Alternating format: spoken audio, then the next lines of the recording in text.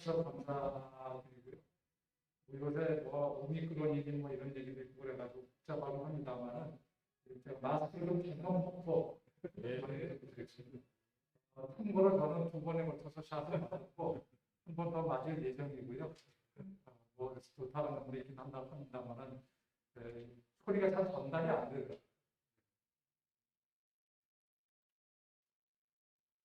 제가 말씀을 드리기 전에 광고 하나 드리겠습니다. 제가 산업통상자원부가 가지고 있는 법이 하나가 있는데요. 기업 활력법이라고 하는 법입니다. 잘 모르실 거예요. 잘 모르시더라고요. 여기 그 기업 활력법이라는 게 뭐냐면 우리나라에는 이제 그 기업이 어려워지면 어려워진 기업들을 처리하는 법이 이렇게 있습니다. 워크아웃법이라고 일명 워크아웃법이라고 하지 않습니까? 뭐 채무 조정해주고 하는 그런 법이 하나가 있고요. 그다음에 또 하나가 이제 보상법, 청산하는 거죠. 청산하는 법이 하나가 있고요. 이게 이제 법이 있는데, 근데 이거는 이제 뭐가 문제냐면 다 죽고 난 다음에 이제 사회에 다 민폐 끼치고 다 끼치고 난 다음에 뭐 기업을 뭐 해보겠다라고 하는 뭐 정리한다는 그런 의미가 강합니다. 그래서 한 5년 전에 일본의 법을 따라서 일본이 뭐 소니가 어려워지고 하면서 구조조정이 심하게 일어났단 말이에요. 그래서 산업환경법이라고 하는 것, 그런 비슷한 법을 하나 만들었는데 그게 굉장히 효과를 나타냈어요. 그래서 이제 한국에서도 그 법을 비슷하게 가져와서 이제 만든 법이 기업활력법이라고 하는 겁니다. 인터넷 찾아보시면 스마트폰 찾아보시면 바로 찾아보실 수 있을 거라는 생각이 들어집니다. 그걸 운영하는 부처가 산업통상자원부입니다. 여기에는 위원장을 외부에서 민간인으로 두기로 되어 있는데 제가 운 좋게 그 위원장을 하고 있습니다. 이 설명을 드리는 이유는 여기 계신 분들이야 뭐 그럴 일이 없기를 바라겠습니다만 지금 한국의 산업 구조가 너무 빨리 바뀌는 통에 또 중국이 또 여러 가지 또 뭐 못된 짓도 하지 않습니까? 뭐 이런 것 통해 지금 한국 기업들이 생존하기가 참 어려워졌다라고. 그래서 굉장히 어려워지는 기업들이 생겨나고 있고요. 대표적으로 이제 자동차 관련된 기업들이 그렇고요. 그 다음에 뭐 LCD 기업들도 최근에 굉장히 어려워지기 시작을 했습니다. 이런 일들이 벌어지고 있는 거죠. 그래서 이런 기업들을 돕자라고 하는 기업활력법의 취지입니다. 근데 이 법이 2년 전에 새롭게 정비가 됐어요. 정비가 됐는데 뭐라고 정비가 됐냐면 신사업으로 전환하는 경우도 정부가 지원하겠다라고 하는 그런 법입니다. 그러니까 신사업이라고 하는 거는 이제 우리가 조특법, 조세 특례에 관련된 뭐 특별법이지 뭐 그런 게 있는데 이 조특법이라고 하는 것에 정의가 돼 있어요. 근데 대부분이 신사업입니다. 여러분들이 아시는 건 다 신사업이라고 보시면 돼요. 그렇고 내가 지금 하는 것을 어떻게 전환을 하겠다라고 한다면 여러 가지 법적인 절차, 심지어 돈도 지원해주는 것을 지금 고려하고 있습니다. 그래서 지금 현재 뭐 올해가 처음이긴 합니다만 한 2천억 정도 해당되는 그 자금이 예타 지금 신청 중입니다. 이게 이제 물꼬가 터지면 아마 조금 더 커지겠다라고 하는 생각은 들어지고요. R&D 지원해주고요. 뭐 이런 등등 아주 뭐 여러 가지가 잘 지원해주는 아직 뭐 완벽하게 지원 체계가 갖추지 못하고 있습니다만 그래서 그런 것들이 이제 지금 진행되고 있는데 혹시 우리 기업이 신사업을 진행하겠다, 뭐 어려워졌다라고 하는 의미는 아닙니다.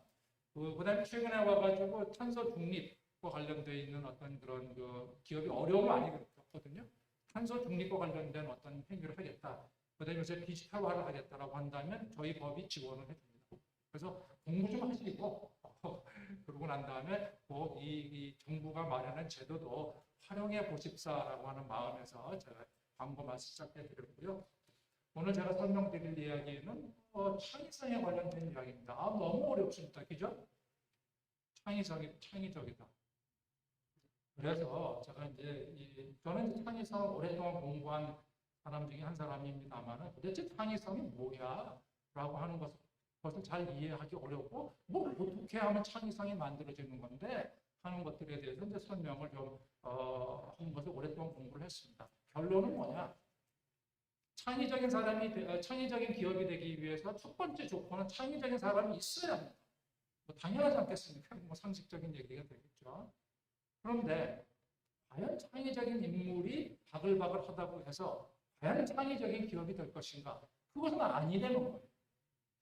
창의적인 맥락, 다시 말해서 놀이터를 만들어줄 수 있느냐 없느냐가 굉장히 중요한데 그 놀이터를 만들어주고 그런 방향으로 이끌어가는 어떤 굉장히 중요한 어떤 주체가 존재한다는 겁니다. 그게 누구냐? 리더라고 합니다. 그래서 오늘 제가 설명을 드리면서 한국에서의 많은 분들이, 여기 계신 분들이 기라성 같은 리더에 속하시는 분들 아니겠습니까? 기업을 운영한다는 것 자체가 엄청나게 어려운 일인데, 그런데 오해하고 있는 리더십의 전형이 있어요. 이 전형이 무엇과 관련되어 있느냐? 창의성을 말살하는 쪽으로 흘러갑니다. 근데 운 나쁘게도 우리의 리더십의 상당 부분이 창의성을 말살시키고 있어요. 리더에 의해서. 그것을 제가 설명을 좀 드립니다. 그걸 통해서 여기 계신 분들뿐만 아니라 다른 분들, 그런 방향으로 가지 말라는 거구나. 그게 그런 어떤 좋은 리더십의 전형인 줄 알았는데 그게 아니네 라고 해서 새롭게 좀 생각을 좀 고쳐보실 수 있는 계기를 좀 가져보시라고 하는 것이 제가 오늘 여기 계신 분들에게 전해드리는 말씀이다. 이렇게 보시면 되겠습니다. 그 전형이 누굴까? 너무너무 여러분들이 잘 아시는 세종이라는 거예요. 근데 세종은 너무 많이 알려져 있어서 모든 분들이 잘 아는 것처럼 느껴지는데 실제로 이게 깊이 있게 들어가 보면 알기가 쉽지 않은 분 중에 한 분입니다. 또 그렇게 다룬 그런 제대로 다루어지지도 못했고요. 근데 특히 이 양반이 유명한 이유가 뭐냐면 창의성에 관련된 얘기죠. 대표적인 창의적인 그 제품이 한글이죠. 두말함을 어떤 숨이 찰 정도로 아닙니까? 근데 도대체 이게 왜 만들어져 있는 거야? 그것만 있는 건 아닙니다. 여러 가지 다른 어떤 창의적인 어떤 그런 멋들어진 산물들이 등장했는데 도대체 무엇이 그걸 만들었을까라고 하는 생각을 제가 좀 전달해 드리면서 오늘 제 얘기를 마치려고 합니다. 그래서 내용으로 보시다시피 제 책을 저는 세종을 너무 좋아서 세종에 관련된 두 권의 책을 제가 잘 알지도 못하면서 밤새도록 세종실록 읽어가면서 제가 다 독파를 못했습니다. 불행하게도. 왜냐하면 너무 많아요.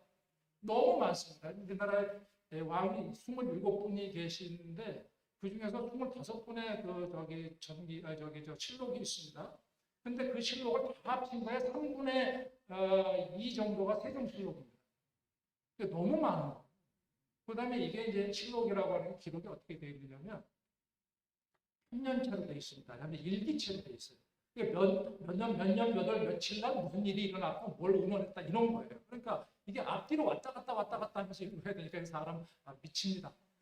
이게 전공하시지 않는다고 하면 어쨌든 간에 그런 과정을 통해서 제가 책을 쓰게 되고 그 내용을 간추려서 설명을 좀 드리는 겁니다.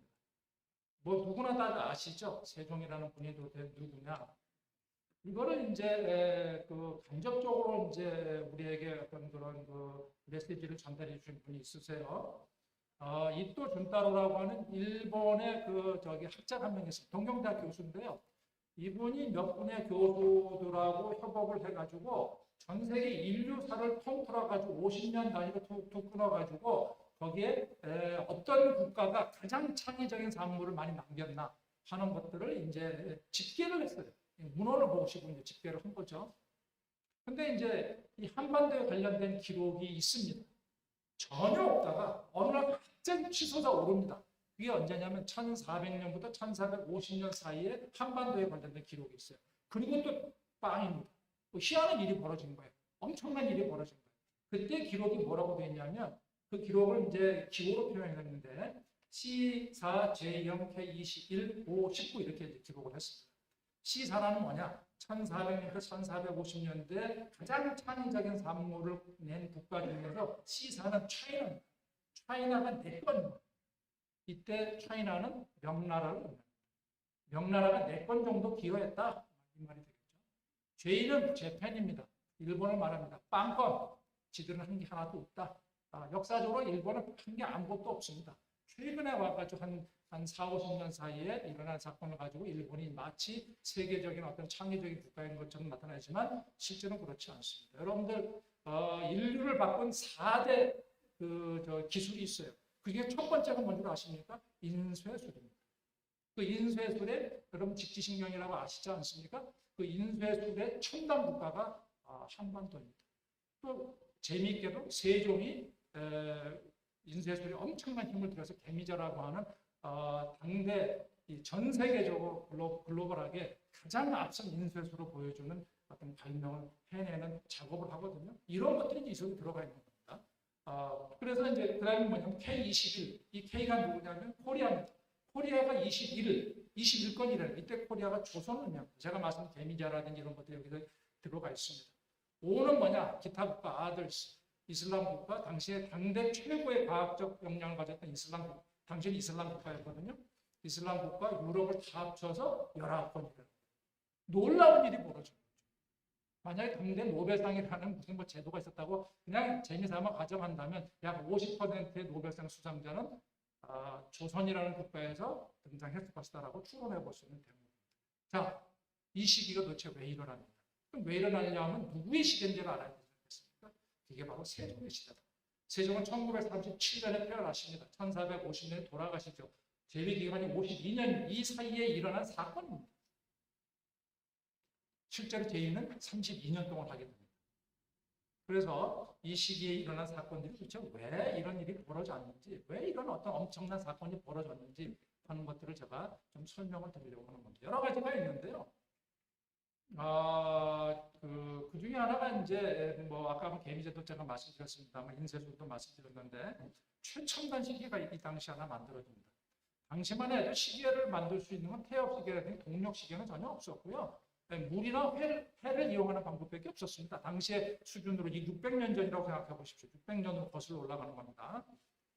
그래서 이제 해시계나 물시계나 무슨 뭐 모래시계도 있고 하는 정밀도가 떨어져서 가장 정밀한 것은 물시계죠. 근데 이 물시계는요, 굉장히 규모가 커요. 왜냐하면 물을 안정적으로 공급해가지고 하기 위해서는 그래서 되게 뭐 공간에 하나 정도 갖다 놓는 거죠. 그래서 이 물시계를 통해서 낮과 밤을 알 수가 있습니다. 그래서 이제 밤이 돼도 이제 물시계를 가지고서 이제 종을 쳐서 또는 북을 쳐서 시간을 백성들한테 고지해 주는 어떤 그런 역할을 한 게 바로 물시계. 조선에서는 자경루라고 했습니다. 이런 시계들이 있었는데, 근데 이게 이제 그럼 낮에는 뭐냐? 해를 이용하는 거죠. 해에 가지고 있는 가장 커다란 문제점이 뭘까요? 낮 이외에는 또는 그 밤에는 쓸 수가 없다. 뭐 이런 거 아니겠습니까? 그런데 세종시대 희한한 시계가 전 세계적으로 가장 희한한 시계가 하나 만들어집니다. 그게 바로 뭘까요? 낮에도 시간을 알 수 있고 물론 해는 있어야 됩니다. 밤에도 시간을 알 수 있는 시계가 만들어집니다.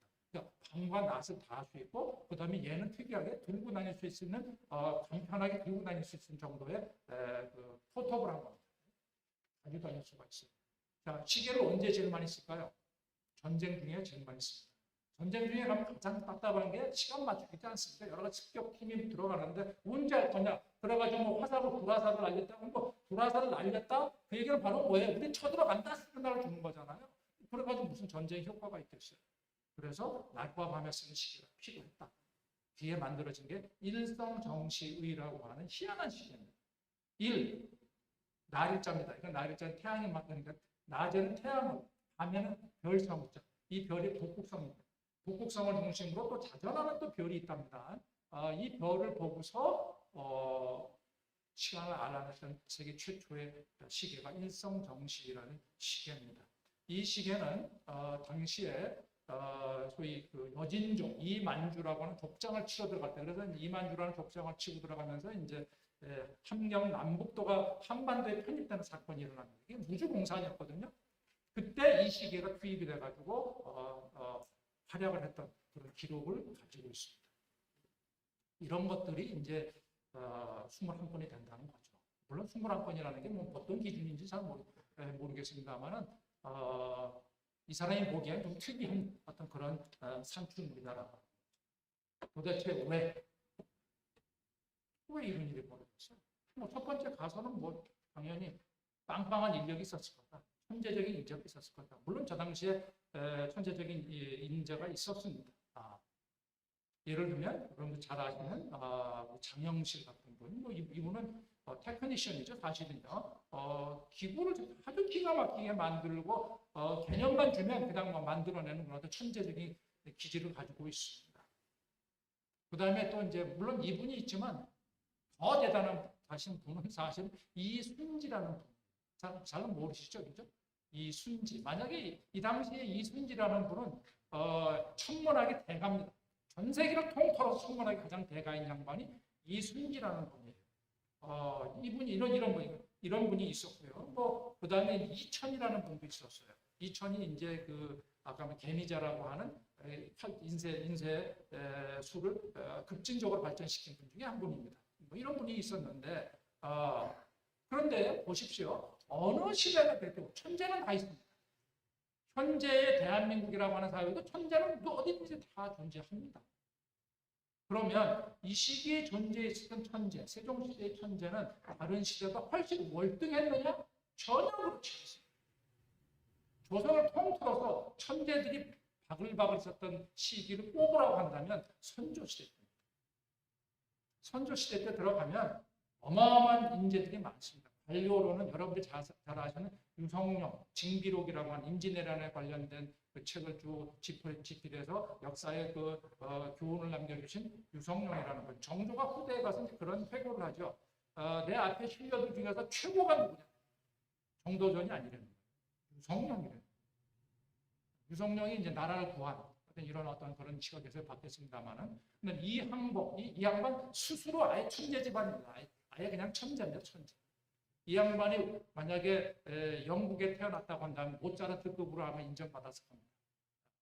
이 정도의 천재급의 인재다라고 보시면 됩니다. 나대용, 서북선 재건한 양반이고요.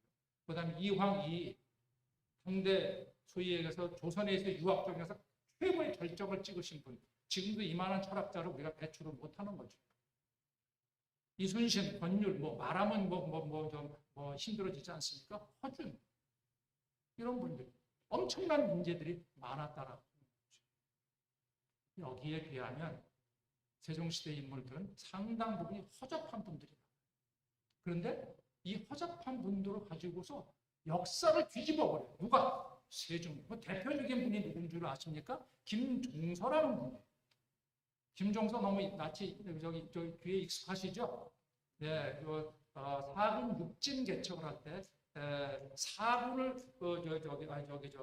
육진을 개척했던 분입니다. 김종서라는 분이. 육진이라는 것은 뭐냐면 지금으로 함경 북도 쪽을 한반도로 편입시킨 인물이라고 보시면 됩니다. 김종서라는 분이. 그래서 여러분들 이제 이분에 대해서 그 이야기가 관상이라는 영화에 나오죠, 그죠?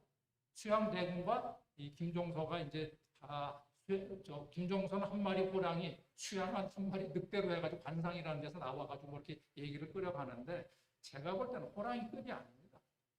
이분에 대한 기록이 철저히 나와 있어요. 어디에? 제일 많이 나오는 데가 어디냐면, 세종 앞에 이제 아버지가 태종 아닙니까? 태종실록에 나와 있어요. 이게 태종실록 때, 태종 때 인물입니다. 태종이 발탁한 인물이에요. 근데 얼마나 일을 못했는지 그냥 가는 곳마다 권장 맞는 얘기밖에 안 나와요. 깜빵 들어간 얘기밖에 안 나와요. 그런 인물을 세종이 데려다가 역사의 전면에 내죠. 여러분들도 굉장히 잘 알고 있는 분 중에 하나가 누구냐면 황희라는 분이에요. 아시죠? 근데 제가 이게 여기 계신 분이니까 황희 하면 그래서 대화가 되지, 제가 20대나 이렇게 내려가서 좀 젊은 분들하고 얘기하면 황희를 모르더라고요. 아주 딱딱해 죽겠어요. 뭐라고 설명해야 될지. 어쨌거나 황희라는 인물이 있습니다. 여러분들 황희라는 인물은 어떻게 알려느냐? 아주 청렴결백의 최고봉으로 알려져 있어요. 그렇지 않은가요? 세종실록에 어마무시한 얘기가 있습니다. 물론 이것의 진위에 대해서는 또 문제 제기를 하시는 분들이 있고, 실제 문제 제기를 했던 그 기록이 이제 있습니다. 어쨌든 간에 황희는 그 기록에 의하면 젊었을 때 강간범, 이웃집 여염집 여자를 데려다가 2, 3년간 토굴에 가다 놓고 강간을 한 그런 그 기록이 나와 있어요. 제 얘기 아닙니다. 혹시 환갑분 계시면 용서해 주시기 바랍니다. 제 얘기 아니에요. 그냥 실록에 나와 있는 얘기 제가 그냥 전달해 드리는 거예요. 이분은 살인죄에 연루됩니다. 자기 사위가 살인을 저지르게 되는데 그거를 뒷수습을 이 양반이 다 했어요. 그 살인죄에 연루됩니다. 이 집안이 좀 독특한 집안이에요. 아들내미들을 어떻게 키워놨는지 뭐만 보이면 훔쳐가네. 왕자들의 그 황금으로 만든 띠를 훔쳐가지고 걸려가지고 첫째 아들, 둘째 아들이 그냥 호되게 그냥 막 저기 뭐지 벌을 받고 말이죠. 뭐 이런 등등의. 그다음에 이 양반이 이걸 되게 좋아하세요. 그래서 이 양반이 이제 그 대사원이라는 직분이 있었을 때입니다. 지금으로 보면 검찰총장 정도나 또는 공수처장 정도라고 보시면 됩니다. 그러니까 이제 감찰하는 거죠. 뭐 공무원들의 비리를 감찰하는 게 직이 있을 때 감찰을 해야 될 양반인데 거기에 세종실록에 보면 뭐라고 나오냐면 황금대사원 이렇게 별명이 황금대사원 얼마나 황금을 먹었으면 뭐 그런 얘기입니다. 제가 이분을 제가 뭐 격하시키고 그럴 의도가 전혀 없습니다. 이런 인물이 세종시대 역사의 전면에 등장. 이런 분이 한두 분이 아니에요. 한두 분이 아니에요. 그리고 13년 동안 영의정을 시킵니다. 그럼 이런 분들이 이런 일들이 벌어지기를 도대체 동인이 뭐냐? 왜 상대적으로 역사적으로 봤을 때 조선이라는 역사에서 그렇게 아주 뭐 우리가 아는 아주 엄청난 인재급에 해당되는 분이 아님에도 불구하고 어떻게 이분들이 역사에 있어서 그런 성과를 내느냐 하는 이야기를 제가 들려드리려고 합니다. 자, 제가 이런 말씀을 드렸어요. 우리가 리더십을 설명을 할 때 많은 분들이 이제 이런 걸 이렇게 해서 제가 이제 칭호를 드리면 굉장히 좋아하세요. 카리스마가 대단하셨습니다. 그죠? 그런 얘기 드리면 굉장히 기분 나쁘세요? 아우라가 대단하세요. 기분 나쁘세요? 기분 나쁘신 분도 있으면 다행입니다만. 근데 이런 일들을 우리가 한다. 카리스마가, 저도 뭐, 카리스마가 넘쳐요. 뭐, 그렇게 기분 나쁜 것 같진 않아요. 그런데 저는 연구를 하는 사람이지 않습니까? 이 카리스마라고 하는 것을 가지고서 우리가 이제 연구를 많이 했어요. 긍정적인 의미가 많다라고 하는 얘기를 막 썼어요. 많이 썼습니다, 사실은. 최근에 나와가지고 이제 어떤 얘기를 하느냐면, 아니야. 카리스마 다시 뒤집어 봐야 돼. 그거 잘못 연구한 것 같은데? 이런 얘기입니다. 첫 번째, 카리스마가 뭐냐? 밑에 빨간 최근 논문 주제가 되는 부분이 뭐냐면, Charismatic Leaders and Destructiveness. 카리스마의 리더와 파괴의 성향. 이런 논문들이 등장한다. 그 다음에 The Dark Side of Charismatic Leadership. 카리스마 리더가 가지는 어두운 측면.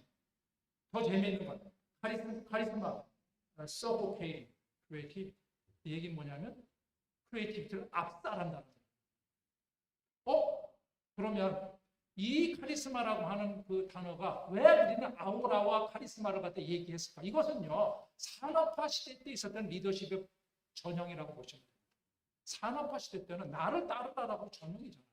그죠? 우리 모든 헐벗고 이랬을 때 그때는 뭐예요? 당연히 나를 따르라. 그럼 아우라가 있어야 되는 사람이 해야 되는 것이고요. 그런 것들이 이제 우리가 공부해왔다라고 하는 거예요. 그 역사가 그것들이 지금도 전승이 되고 있는 것 같아요. 우리 몸속에 또는 우리의 그 문화 속에서.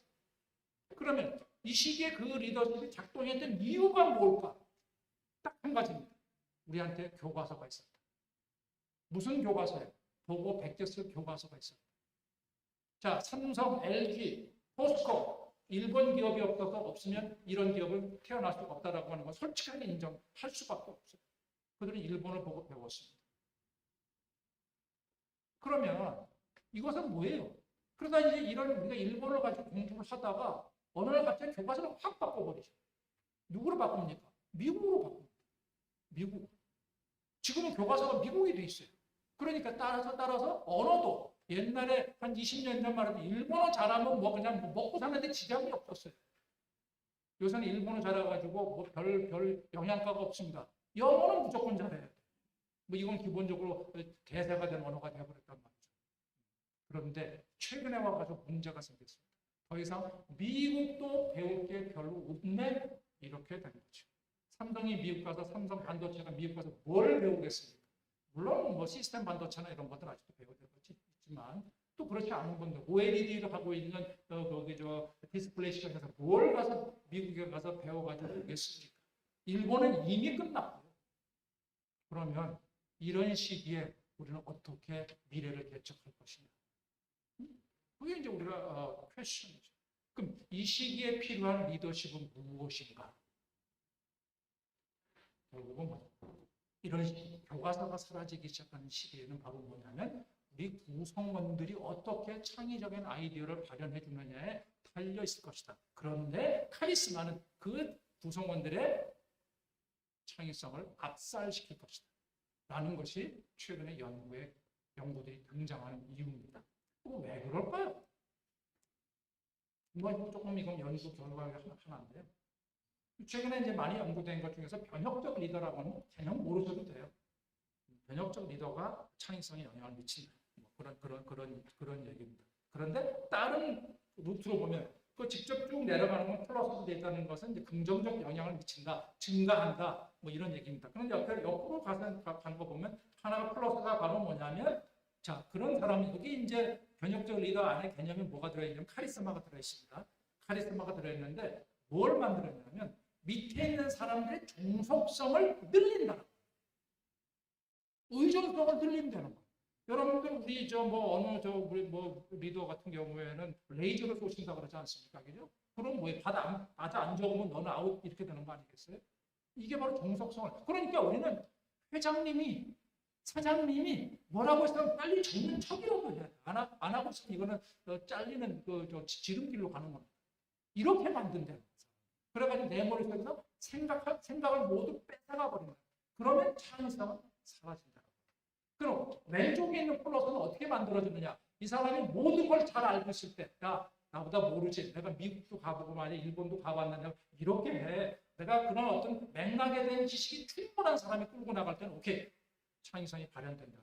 그런데 그런 교과서가 없는 상태에서의 창의성은 절대 발현이 안 된다는 게 이 모델이 가지고 있는 핵심적인 의미입니다. 그래서 제가 설명을 드려요. 그럼 왜 이런 카리스마가 사람들의 창의성을 뺏어버릴까라고 좀 제가 설명을 드리려고 하는데요. 생각이라고 하는 것은요, 여러분들 이제 여기 계신 분이 지도자급에 되신 우리 기업에 대표 되시는 분들을 이렇게 들여다보면 이런 사과 박스 같은 걸 다 하나씩 다 쓰고 계세요. 제 눈에 다 보입니다. 혹시 보이실지 모르겠습니다만 마음 나쁜 사람들은 잘 안 보입니다. 마음이 나빠서 그런 건 아니고요. 개념적으로 그렇다는 얘기예요. 저도 하나 쓰고 있습니다. 그럼 이 사과 박스가 뭔데? 제가 지금까지 경험했던 경험의 세계. 저희는 경험을 지식이라고 봅니다. 뭐 복잡하게 얘기하지 않습니까? 그 사람이 가진 경험을 옳든 그르든 그것은 지식이라고 보는 거예요. 그 지식이 박스 속에 다 갇혀 있는 거예요. 근데 어떤 사람의 박스는 넓고 말랑말랑해요. 남의 박스를 집어넣을 수가 있는 사람도 있는가 하면 어떤 사람들은 굉장히 간단한 분들이 있어요. 혹시 여러분 그런 경험 한번 느껴보신 적 있으십니까? 뭐 친구분도 좋고요. 뭐 누구하고 대화를 하셨든 간에 하루 종일 평행선이야. 그런 경험 하신 적 있으십니까? 뭐 기업에 가서 또 보면 하루 종일 그 두 부서가 앉아가지고 부서장이 앉아 하루 종일 평행선이죠. 그죠? 이렇게 되는 거죠. 이건 뭐예요? 누군가는 박스를 쓰고 있는 거죠. 단단한 박스. 그럼 누군가가 상대방만 들어가냐? 나도 똑같이 박스를 쓰고 있다는 거예요. 이렇게 박스를 쓰게 되면 우리는 어떤 일이 벌어질까? 꼭 우측에 있는 그림 한번 보시기 바랍니다. 조직 사고에 석회화라는 현상이 일어납니다. 석회화, 푸석푸석해지고 물건 단단해진다는 걸 봅니다. 자, 그러면 그 안에 사람들이 아우성을 치지 않습니까? 뭐예요? 내 생각의 박스 속에 내 구성원의 생각을 다 가둬버린다. 그럼 보시죠. 가뒀으니까 내 생각하고 똑같아지지 않겠습니까? 그럼 기업이 운영되기 위해서는 다양한 생각이 움직이면서 흘러들어가야 되는데 내 생각을 다 똑같이 만들어내니까 일사불란하게 움직일 수는 있을지 모르지만 일사불란하게 죽을 수도 있다고 하는 거예요. 옛날에는 교과서에 있을 때는 일사불란하게 움직이는 게 굉장히 중요했죠.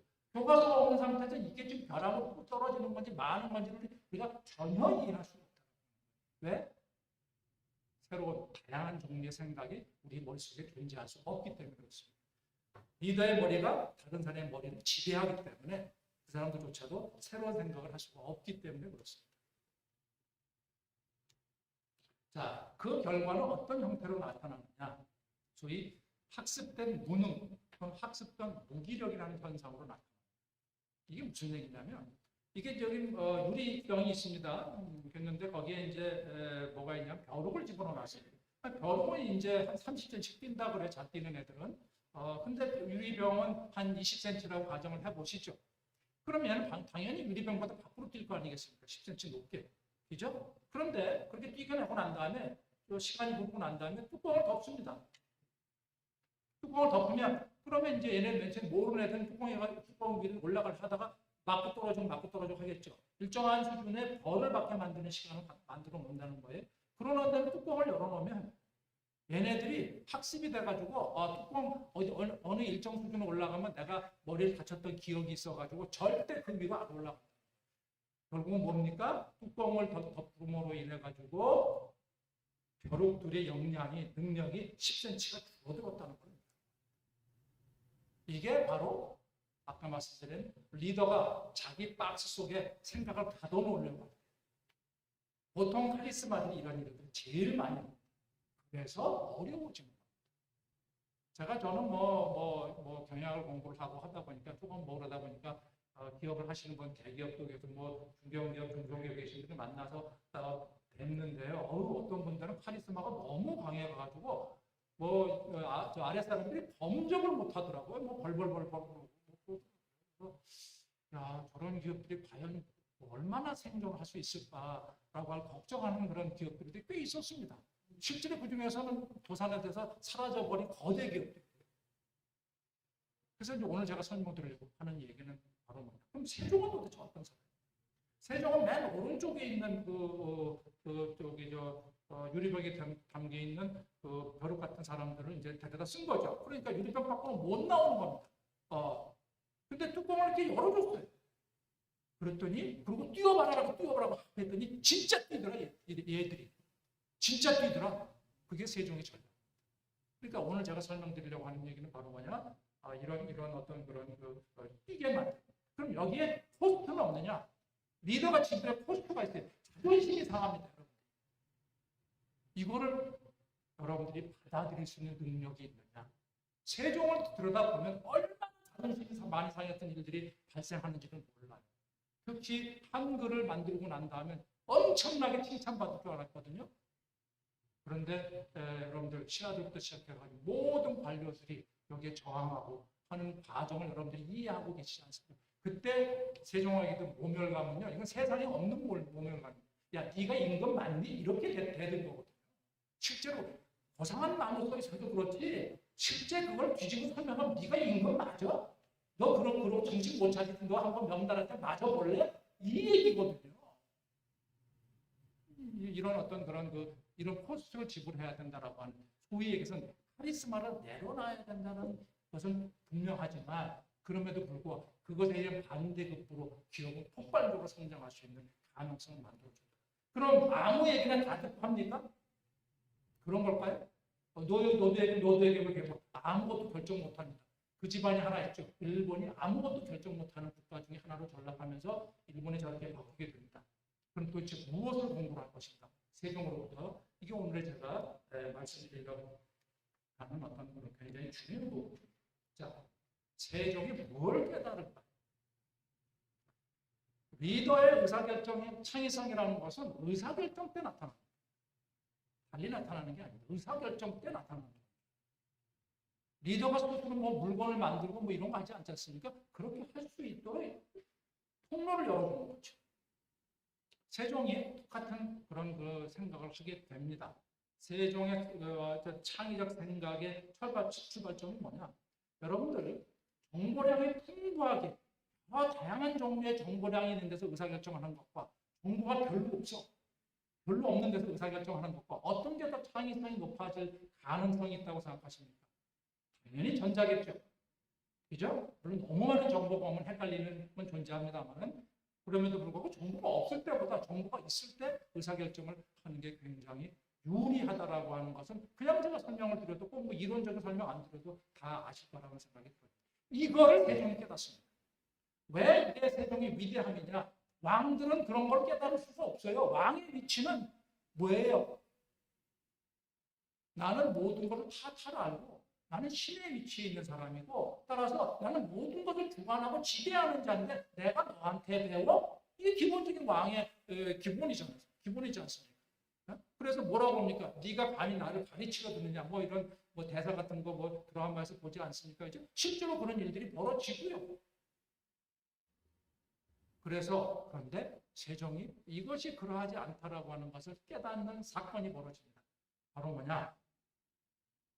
세종 4년 5월에 있었던 그런 사건인데요. 허조라는 신하하고 대화를 하면서 뭔가 결정을 했어요. 예, 중요한 것은 이제 어떤 상이 발생했어요. 할머니의 상이 발생했어요. 그래서 그걸 가지고 따라서 하는데 허조라는 인물은 명나라의 제도로 가지고 써야 됩니다라고 하는 강력한 주장을 했던 그런 분이라고 보시면 돼요. 그때 이 양반이 얘기를 듣더니 뭐라고 얘기를 하냐면 그 세종실록에 있는 말이 물론 우리말로 했겠죠. 그죠? 한반도의 말로 했겠죠. 현재 우리가 쓰는 거하고 비슷한 말로. 하지만 쓰기는 이제 한자로 쓸 수밖에 없었던 상황이 있었는데 불가 나는 안 한다. 이런 말입니다. 불가 안 한다. 이 일인지연 한 사람의 말로서 정하는 것. 네 얘기만 들어가지고 난 정할 수 없어. 저는 그게 그 사람에게만 해당되는 얘기인 줄 알았어요. 근데 이 양반의 실로 다 들으면 철저하게 자기에게 속하는 말이에요. 이 양반은 바로 뭐냐? 한 사람의 생각으로서 결정하는 게 아니라 두 사람이면 더 좋고 세 사람이면 더 좋고 더 많은 사람이 이야기를 할 때 우리는 넓은 정보를 얻을 수가 있고 그 속에서 의사결정하는 게 내가 해야 될 임무야 라고 하는 창의성의 기본을 깨달았다.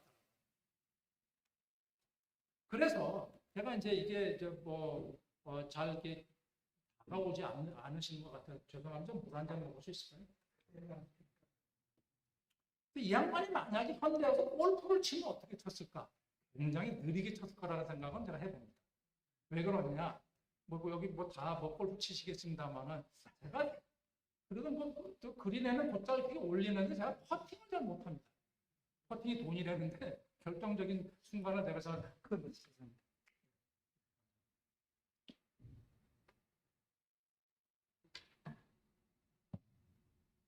근데 이제 저희 아는 분 중에서 퍼팅에 귀재가 있어요. 그래서 내가 저 양반을 도대체 어떻게 하는 거야? 라고 하는 걸 제가 유심히 관찰을 해봤어요. 그랬더니 저하고 다르더라고요. 저는 올라가가지고 해가지고 언니가 언니 방향 왼쪽 오른쪽 그래? 그럼 들어가서 툭툭 그럼 툭 내려가는 거예요. 여러분들 우리 착시라는 게 굉장히 제주도만 착시가 있는 게 아니더라고요. 뭐 대한민국은 다 착시가 있더라고요. 웬만한 데는. 그럼 이게 내리막이야? 난 오르막으로 봤는데 내리막이라는 거야. 그럼 가서 반대편에서 가면 그 내리막이더라고요. 그래서 프로들이 가르치는 첫 번째 반대에서 가서 보면 기울기를 정확하게 알 수 있다고 해요. 근데 그거를 퍼팅의 귀신이 하고 있더라고요. 딱 올라오면 이 양반은 그냥 뱅뱅뱅뱅뱅 돌아요. 남의 치든 말든 너는 치고 나는 이거 한다. 뭐 가가지고 네 거 구경할 일도 없고 그래가지고 뒤에 가가지고 이렇게 쳐다보고 앞에 가서 쳐다보고 또 옆에 가서 이렇게 쳐다보고 다 온 사방을 다 휘젓고 다닌 다음에 내가 이렇게 언니 방향만 나하고 맞는지 확인해줘. 나 여기 왔거든. 오케이. 툭 치면 웬만한 거리 같은 것들 다 헛을 집어넣더라고요. 무슨 차이였을까요? 저는 정보를 헬이라고 하는 사람 한 사람에 의존해서 나의 판단에 쳤고 저 사람은 모든 정보를 활용하는 능력에 있어서 나보다 뛰어났다. 여러분들 어떻게 퍼팅하시겠습니까? 그냥 정말 언니가 이러고 툭 쳐가지고 이게 한 타당 만약에 1억 원짜리라고 한번 해보십시오.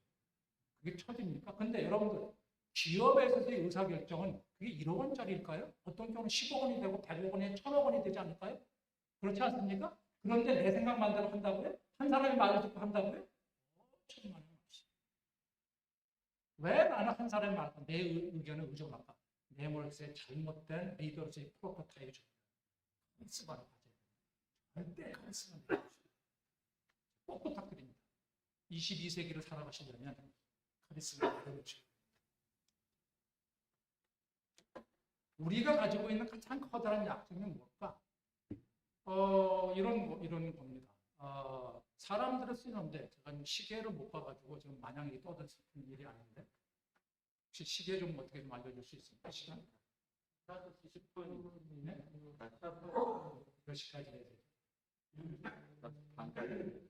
6시 반? 네. 6시 10분인데 벌써 20분 남았네. 근데 늦게 시작하셔서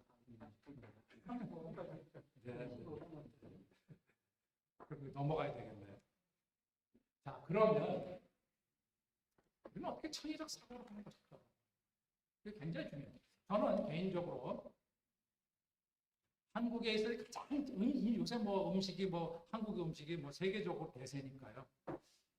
한국 음식에서 최고봉이 뭘까? 물론 그건 개인적인 취향이 있기 때문에 뭐라고 말하기는 참 어렵습니다. 그럼 뭐 김치도 있고 뭐 다른 거 여러 가지가 있는데 저는 비빔밥을 좀 꼽고 싶습니다. 왜? 비빔밥은 레시피가 너무 간단해요. 그냥 주어진 대로 냉장고에 있는 대로 넣어서 그냥 훅훅 비벼버리면 됩니다. 거기 고추장이 들어가든 간장이 들어가든 뭐 여러 가지가 뭐 개인 취향에 넣으면 됩니다. 이게 비빔밥이 맛있기 위한 조건이 있어요. 그런데 한 가지 재료만 있는 건 아니에요. 여러 가지를 넣는다는 것이죠. 여러 가지가 들어가요.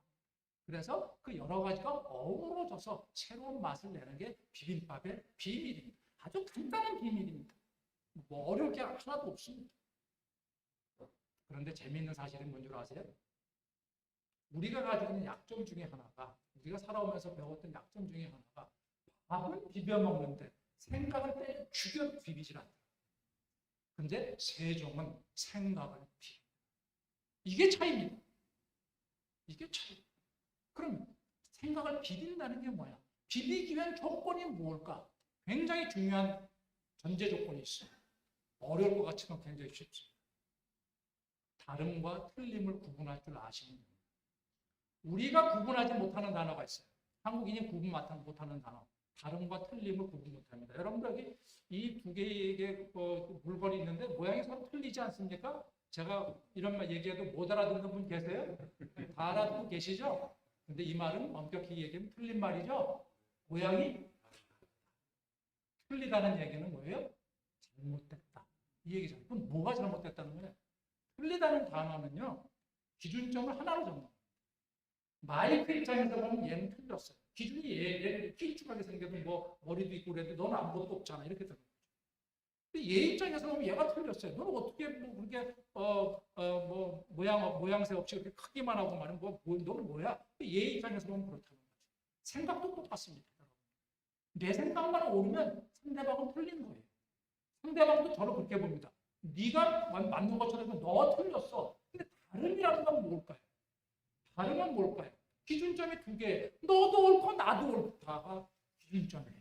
차이선의 출발은 너도 옳고 나도 옳은 거예요. 지금 내가 반감해서 그래. 안 맞는 얘기 같은데 그래. 내가 귀를 기울여 볼게. 왜? 너도 옳을 수 있으니까. 이 경지를 가는 게 생각보다 쉽지 않습니다. 저하고 다른 얘기를 하면, 다른 사람이 다른 의견을 얘기를 하면 그래서 이런 게 치고 올라오고 부부싸움도 다 이래서 올라오는 겁니다. 특히 여러분들이 자식들하고 얘기를 할 때 자식이 옳다라는, 너도 옳을 수 있다는 생각을 안 하고, 난 널 가르치려고 들었는데 네가 나한테 설득을 하려고 해? 네가 옳단 말이야? 그래서 성질나고 한 대 패고 난 다음에 이제 뭐 콩가루 집안이 되는 거죠. 중요한 것은 다르다라는 것은 뭐냐? 기준이. 그럼 이 다름이라는 걸 인식하게 되는 순간 우리는 어떤 생각을 가지게 될까요? 귀를 기울이는 게 경청의 기본 개념. 많은 분들이 귀를 기울이라고 해요. 그냥 경청하라고 해요. 절대 경청 못합니다. 상대방이 옳다라고 하는 가정을 내가 갖지 않습니다. 이게 다른 재료가 들어갔을 때 맛있게 비빌 수 있는 방법입니다. 만약에 비빔밥에 그 재료는 틀렸고 이 재료는 틀렸고 다 빼버리고 나면 맛을 만들 수 없어요. 이게 이제 여러분들이 꼭 생각해 주셨으면 하는 말씀입니다. 그럼 세종은 도대체 이 다름을 어떻게 해결해 가느냐? 첫 번째 세종에 등장하고자 하는 한 일이 뭡니까? 집현전 만드는 거잖아요. 아니 지금 현재 6조가 있어요. 장관급과 차관급도 있고 이제 뭐 많은 신료들이 있거든요. 거기다 대놓고 젊은 신료로 되어 있는 어떤 집현전 연구기관을 만든, 말이 연구기관이지 의사결정 그거 다 했어요. 그럼 집현전이라는 건 뭐예요? 새로운 생각을 하는, 새로운 세계를 볼 줄 아는, 새로운 문물에 접해져 있는 사람들과 기존의 문물, 기존의 질서를 이해하는 사람들 사이에 혼합을 통해서 나는 비빔밥을 만들겠다라고 하는 세종의 생각이 그 속에 들어가 있는 거죠. 이게 집현전을 만든 이유입니다.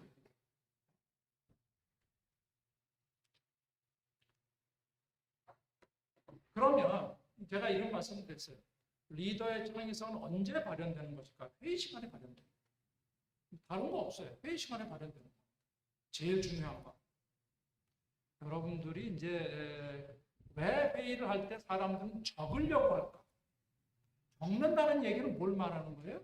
상대방이 무슨 마음을 가지고 있는지 빨리 내가 알아차서 거기에 내 행동을 맞추려고 하는 겁니다. 제가 어떤 회의를 들어가 봐도 그런 양상이 띄어집니다. 저는 회의 많이 들어가거든요. 그래서 이제 리더 되시는 분이, 대표 되시는 분이 앉아있고, 저는 관찰자니까 이제 들어가서 이제 보는데, 보게 되면 사장이 무슨 말을 할까? 저때 어떻게 눈썰미가 좀 올라가나 내려가나? 예의주시 없어요. 그리고 거기에 맞춥니다. 이게 바로 뭐냐면 대체적으로 회의에서 일어나는 리더가 있을 때 사건입니다. 왜 그럴까요? 내가 질문하는데 예스 노로 질문하기 때문에 이렇지 않을까? 저렇지 않을까? 단답형으로 물어보거든요. 세종은 재미있어요. 사람이. 단답형으로 질문하는 경우도 있겠죠. 그러나 대부분의 경우에는 열린 질문의 기본적인 가정은 네 생각을 내가 존중한다. 너도 옳을 수 있다. 라는 가정에 사는 거예요. 이게 없으면 안 돼요. 너 네 말하고 많이 틀릴 건데 내가 들어줄 거라고? 그게 아닙니다. 너 틀릴 수 있지만 나름 내 생각은 다를 수도 있겠지만 한번 얘기를 해줘 보실래요? 이런 거예요. 굉장히 중요한 게 바로 뭐냐면 타자방 여진족이라고 하는 게 뭐냐면 이게 이제 아까 말씀드린 만주족에 이제 그 만주족에 여진족이 있었는데 이 친구들이 자꾸 함경 남북 때 들어와가지고 조선인을 갖다가 납치해 가고 뭐 온갖 이게 악행을 저지릅니다. 그게 성질 나가지고 이제 만주 그 일대 파저강 일대를 치러 들어가는 사건이 파저강 여진족 토벌을 감행하는 겁니다.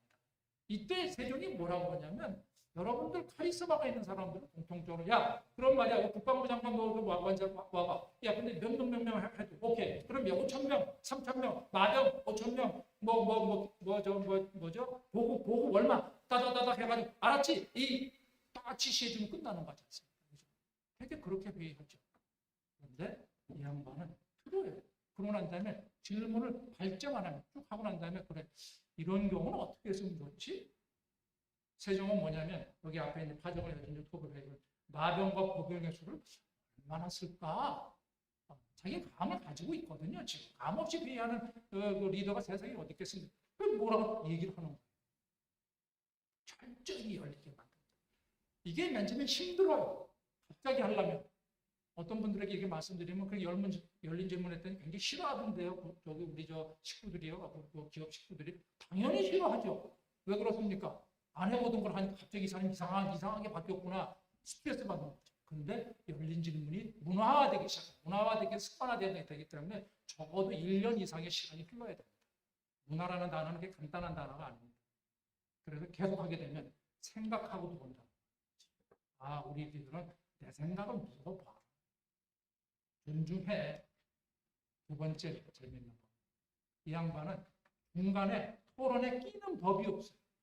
토론이 시작되면 시작과 끝만 반영해요.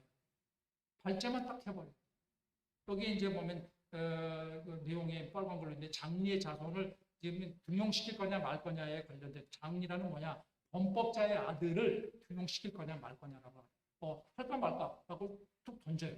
그러면 뭐 여러 가지 얘기를 합니다. 그 안에서 듣고 난 다음에 세종의 결론 쓰는 게 좋겠다. 다 듣고 난 다음에 모든 사람 자기가 맨 처음에 장리 자손을 안 썼으면 좋겠다는 생각도 했을지도 모르죠. 그럼에도 불구하고 내 생각을 집어넣어서 상대방의 생각을 강요하지 않는 생각을 열어준다. 이 얘기는 뭐예요? 구성원들이 가진 개별적인 정보들 전부 다 나한테 직결시키는 과정입니다. 이거 이제 이런 일들이 이제 굉장히 중요한 거예요. 중요한데 그러면 모든 사람의 얘기가 다 옳음이고 다 그런 거냐? 다 다르게 나타날 거거든요. 그걸 어떻게 나는 취사 선택할 거냐? 세종이 가지고 기가 막힌 방법이 하나가 있어요.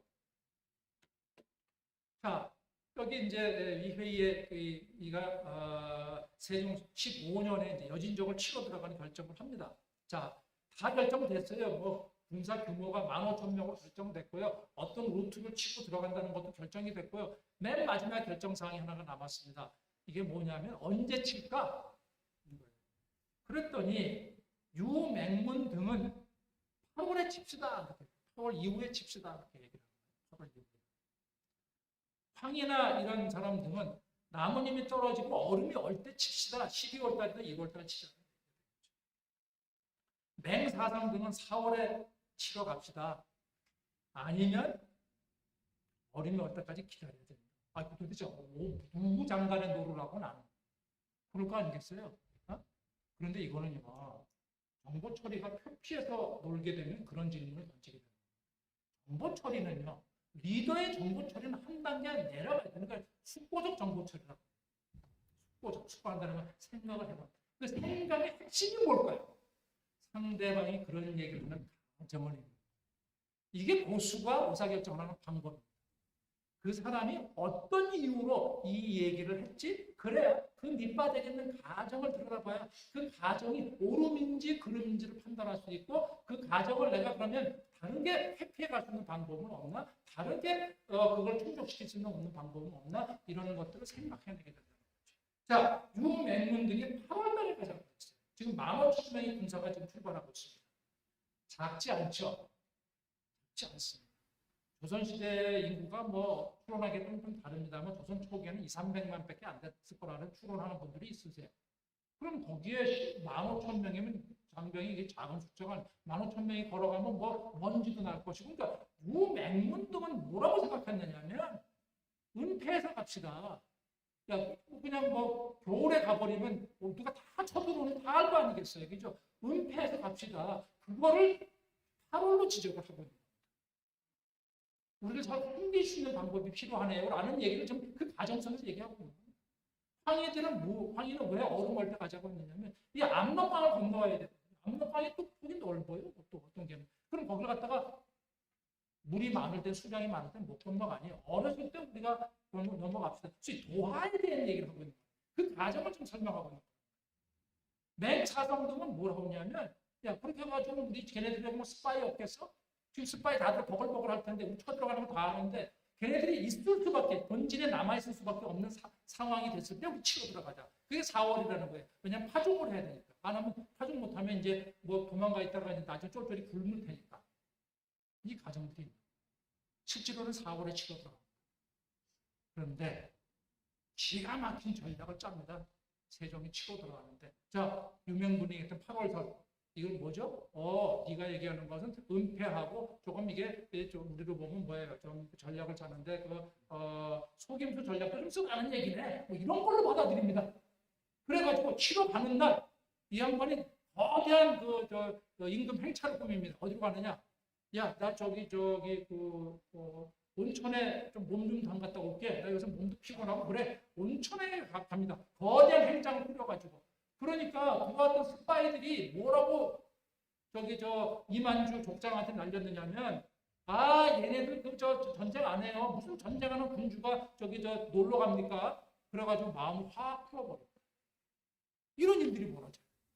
그러고 난 다음에 황희등이 얘기하는 것은 뭐냐면 나무님 떨어져. 너는 그러니까 얼음을 얹다는 게 중요한 게 아니라 거기다가 빨리 건너가 도와주는 장비를 만들라는 얘기지. 근데 그렇게 하면 축조하고 이럴 수는 없는 거지 않습니까? 그죠? 그래서 이 사람들이 어떻게 했느냐? 어떻게 했냐면 당시 마을에 있던 모든 배를 다 끌어들여가지고 쪽배를 쫙 위에다 띄워가지고 거기다 부교를 설치하는 방법. 엄청난 창의적인 방법이죠. 그리고 4월달에 치러 갑니다. 대성공이었습니다. 그로 인해서 함경남도가 한반도에 편입이 되는 사건이 벌어집니다. 여러분들 이 조선조를 읽어보시면요. 국벌을 감행하겠다라는 그 임금들은 많았어요. 실제로 국벌을 감행한 임금은 세종이 유일합니다. 감행했고 실제로 성과도 얻었고. 왜요? 이런 창의적인 사건.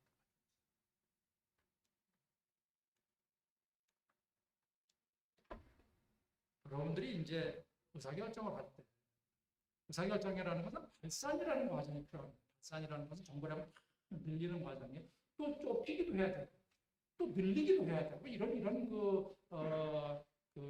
유동적인 어떤 흐름을 가지고서 의사결정이 일어나는데 이 양반의 기본은 뭐냐면 일단 늘리기를 해야 된다. 늘리기가 있어야 다양한 생각이 들어오고 그래야 쪼개진다는 거예요. 저도 우리 학생들한테 그렇게 얘기를 하거든요. 박사학위 논문 써가지고 그냥 대충 뭐 페이지 작게 가지고 오면 내가 다 쳐내고 나면 이게 몇 페이지 남니? 네가 쓸 수 있는 대로 최대한 많이 써와. 내가 쳐내도 남게. 그 맞는 얘기 아닙니까? 그죠? 근데 좀 마찬가지라는 거예요.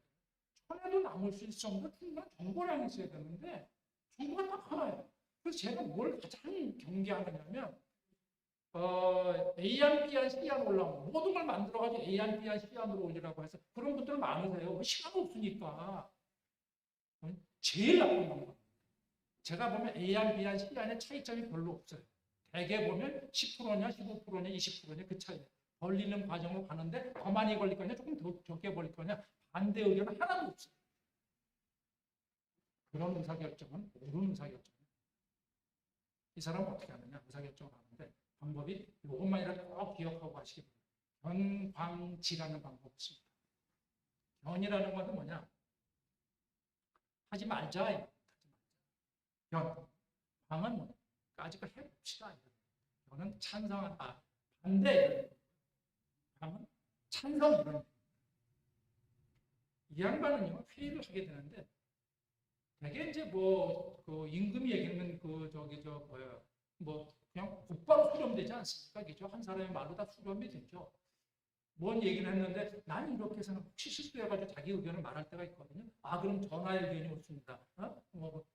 우리한테 이제 명하소서 이런 거 아니겠습니까? 그러면 세종은 가만히 있다가 뭐라고 아니야 내가 생각해보니까 야 이런 문제점도 있을 것 같은데 그럼 반대 얘기를 자기가 헛보내버려. 전혀 없었대.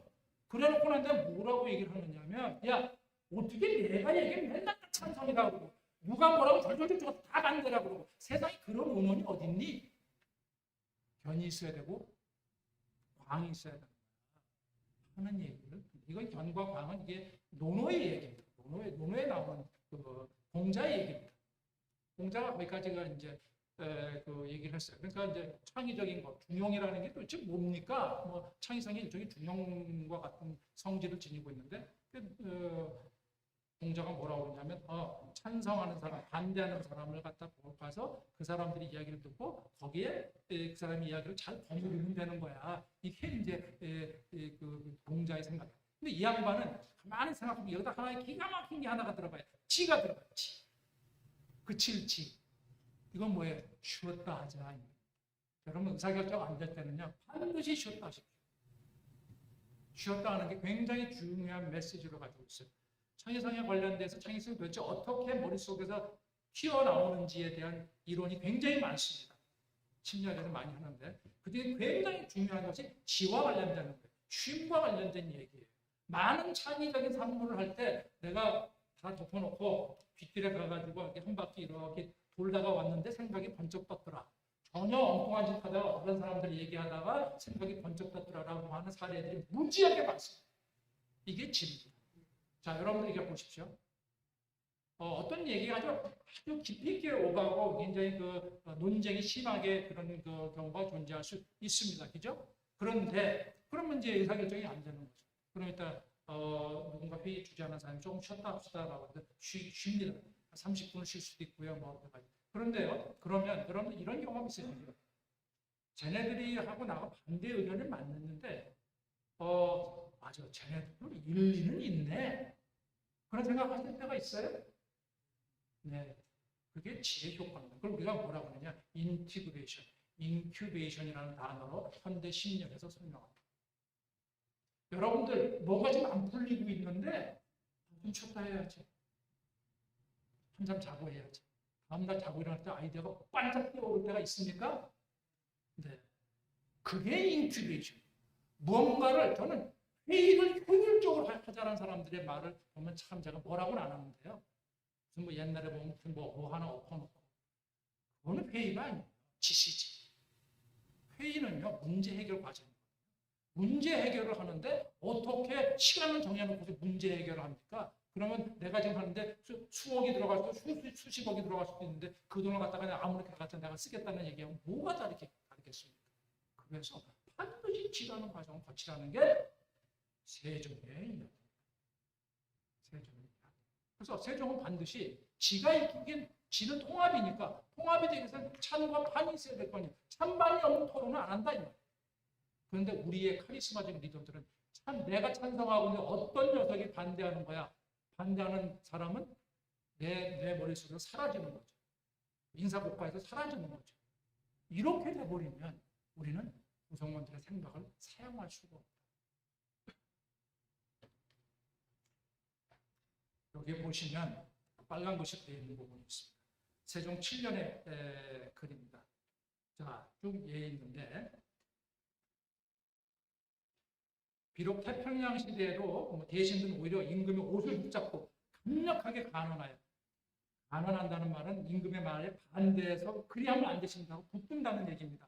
임금에 반대하는 이야기를 하고 있다는 얘기입니다. 그런 사람의 마음을 그래서 임금의 마음으로 움직였는데 하물며 지금 이때 과감한 말로 면전에서 쟁간하는 자가 없다. 쟁간하는 다투어 간하다. 이 얘기죠. 임금의 말에 전하 이게 그게 아닙니다. 이렇게 하는 사람이 없으니 이게 제대로 된 나라냐? 이러고 있는 겁니다. 지금. 이게 세종의 생각이었어요. 자, 이 얘기는 뭐예요? 모든 목표가 이 양말 머릿속에 창의성을 해야 돼. 문제 해결을 제대로 할 수 있느냐, 창의적 해결책을 낼 수 있느냐 하는 것들에 대한 전제 조건 속에서 이런 얘기들이 하고 있는 거예요. 듣고 싶은 것만을 듣는 게 아니라 옳은 것을 듣고 싶어 하는 거죠. 이게 저희 얘기하는 창의성에 관련된 얘기입니다. 몇 분이 남았어요? 3분이면 충분합니다. 자, 여러분들이 회의를 하거나 리더는요, 굉장히 그냥 작은 자리가 아닙니다. 그 기업에 크냐 적으냐는 결코 중요하지 아니합니다. 리더는요, 아랫사람들이 볼 때 굉장히 상징적인 의미를 갖습니다. 우리 TV에서 보면 무슨 대통령이시나 또는 최근에 선거가 이루어지고 있으니까 그분들이 하는데 하다 보면 말실수도 하나 할 수 있잖아요. 그런데 그걸 가지고 상징적인 의미를 따져가지고 이런니 저런니 하고 그러지 않습니까? 그죠? 그게 뭘까요? 리더란 역할 때문에 그렇습니다. 리더는 그냥 상징성이 있는 거예요. 철저하게 리더가 해서는 안 되는 거. 성질 안 돼요. 그게 분노 조절하기입니다. 이거 쉽지 않죠. 분노 조절하기가 창의성과 뭔 관련이 있느냐? 분노를 한다는 얘기는 아랫사람이 물론 의도적으로 전략적으로 분노할 수는 있어요. 상대방의 창의적인 어떤 그런 것을 자극하기 위해서 하는 경우는 있을 수 있어요. 그런데 그렇지 아니하고 내가 가지는 본심을 얘기를 할 때 이런 때 만약에 화를 내게 되면 아랫사람들은 뭐라고 읽느냐면 저 사람이 이걸 싫어하는구나. 그 다음부터 다 닫아버려요. 얘기 절대 안 해요. 분노는 리더가 해야 할 가장 하지 말아요. 근데 재밌는 건 뭔 줄 아세요?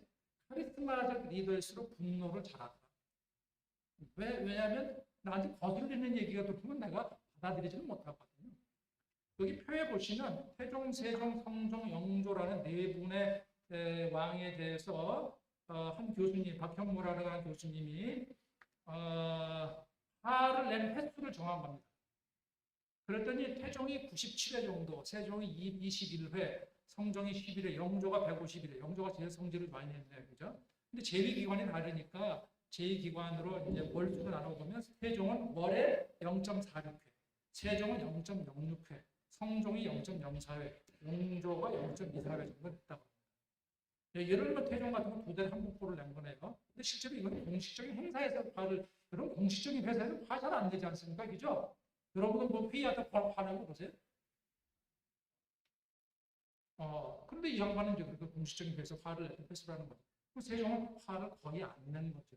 화를 내지 않으면서 내가 상대방한테 내가 이런 것들 싫어해. 그러니까는 난 이런 말 얘기하지 말어. 입을 언로를 막는 것을 극대로 자제했다는 겁니다. 실제로 그런 사건이 일어나요. 여러분들 우리 말에 참 그 사람 고약하네. 고약한 친구야. 그런 얘기 조금 나이 드신 분이나 젊은 사람들은 모릅니다. 그런 얘기 들어보신 적 있으시죠? 예. 그 고약해가 실존 인물이라는 설이 있습니다. 고약해라는 인물이 있어요, 실제. 세종의 그 신하 중에서 신료 중에서 고약해라는 인물이 있습니다. 굉장히 고약합니다. 어느 정도로 고약하냐? 이게 지금 상상할 수 없는 무소불위의 힘을 가진 왕 앞에서 뭐 하느냐면 여기 책상도 아니에요. 바닥에 땅바닥에 앉으니까 땅바닥을 팍 치고 벌떡 일어나서 나가버려. 난 네 얘기 나 못 들어. 뭐 이런 거예요. 그러니까 이제 맨날 하다마다 그래서 세종이 뭐라고 하냐면 저 고약해는 진짜 뭐 이렇게 뭐 비난 좀 하면서 뭐 말하는 거죠. 이제 거기 비서실장한테.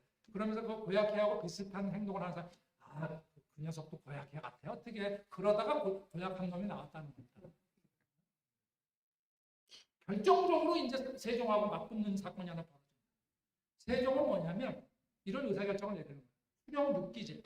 후령의 임기, 고을의 현감이나 현령의 임기를 최소 60개월 정도로 하자. 이게 6기제입니다.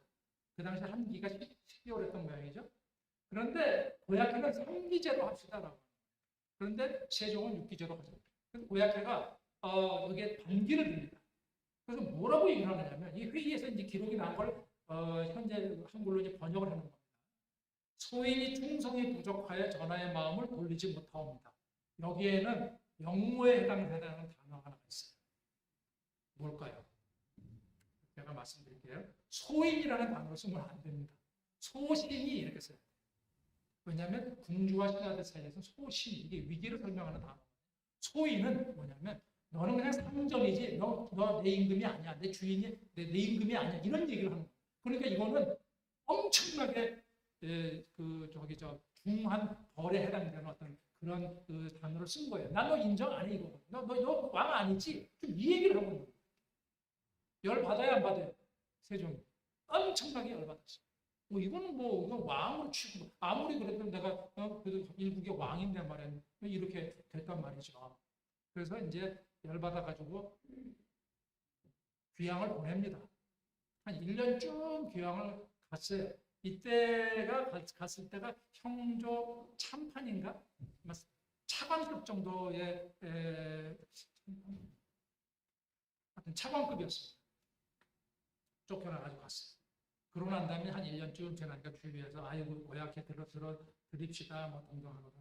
자기도 가만히 생각해 보니까는 너무한 것 같아서 고약해를 불러드립니다. 그러면서 뭐라 그러나 아니 한편 반대하는 사람도 있어. 아니 고약해 같은 놈을 갖다 어떻게 받아들입니까? 근데 뭐라고 이 양반이 얘기하시냐면 내가 고약해 같은 친구가 다 내쳐버려. 누가 나한테 감언을 하겠느냐. 응? 이 정도로 내가 이런 걸 보여주지 않으면 누가 나한테 제대로 된 이야기 하겠느냐 이러면서 씁니다. 그러면서 뭘 하느냐? 장관급으로 제들입니다. 이게 세종의 그릇의 크기예요. 제가 오늘 설명드리려고 하는 중요한 내용은 뭐냐? 딱 한 가지, 두세 가지 정도 이야기드립니다. 첫 번째, 카리스마를 배우기 위해서 내가 노력하지 말자. 그런데 카리스마는 내가 어떤 지위적인 힘을 가졌을 때 카리스마가 만들어진다고 생각하지 마시고요. 카리스마를 발휘하는 방법이 여러 가지가 있거든요. 우리는 어떤 분한테 가서 보면 정말 그분한테 우리가 복종하고 우리의 존경을 표하는 경우가 많지 않습니까? 우러나는 거. 그냥 내가 만들어지는 게 아니라 지위로 만들어지는 게 아니라 그런 카리스마, 지적 역량이라든지 또는 존경심이라든지 이런 분들 우리가 주위에 많이 있습니다. 그런 경우는 관계가 없겠지만 여러분이 말씀드린 의도적으로 내가 카리스마나 아우라를 만들기 위해서 노력하지 마시라. 자칫 생각하면 TV에 나와가지고 경비원하고 싸우게 돼서 그것 때문에 인생이 망가집니다. 두 번째는 다름과 틀림을 좀 구분해 줄 수 있다. 다르다와 틀리는 질적으로 하는 단어. 너도 옳고 나도 옳을 때 나는 조합을 하려는 마음이 생겨나는 거예요. 그 마음, 다름을 찾아내기 위해서 우리는 회의를 하고 문제 해결을 하는 거예요. 거기서 정보를 넓혀주고 잘 생각이 안 날 때는 세종이 골프를 쳤으면 퍼팅을 했으면 동서남북을 다 해내려고 했을 까 나도 동서남북을 해보자. 내가 회의를 할 때 반대쪽 의견, 내 쪽도 의견도 들어보고 반대 의견도 듣고 객관적인 다른 사람의 얘기 들어보고 동서남북의 전체 정보를 가지고 내가 의사결정을 하도록 한번 노력을 해보자. 이게 제 얘기 들었다고 내일부터 감당되는 건 아닙니다. 이것도 꽤 훈련이 필요하거든요. 적어도 1, 2년 사이에. 그래서 여러분들이 그런 훈련을 좀 하시면서 정말 이 아름다운 축복받은 나 저는 그런 얘기하거든요. 대한민국 한반도에서 가장 최강의 국가가 태어났다. 우리가 언제 중국하고 맞서본 적이 있습니까? 도대체가. 그럼에도 불구하고 이런 최강의 국가가 나옵니다. 앞으로는 더 어떻게 갈 거냐. 이 얘기를 여러분들이 이제 같이 제 얘기를 좀 들려드렸습니다만은